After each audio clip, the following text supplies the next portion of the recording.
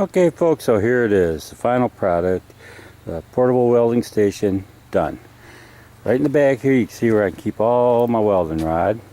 Some of it is a little bit junk. I usually knock the slag off of them, use them for torch welding, the ones that have been exposed. And here's where you wrap up all the welding cables. You see I got the ground clamp to the table. You just lay your work on there and go to town. You got for the stinger here, I made that out of an old muffler hanger off I think it came off a Dodge pickup or something, but I don't remember. But it's insulated. You just hang it on there when you're in between welds.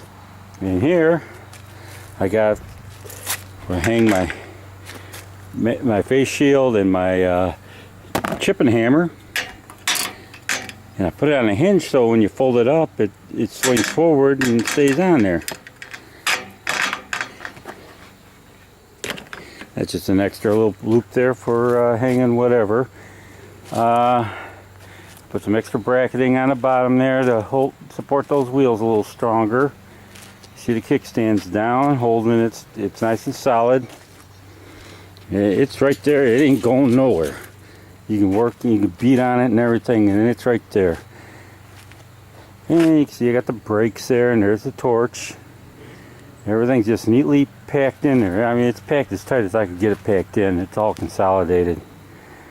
But that's it. It's got hand brakes, parking brake.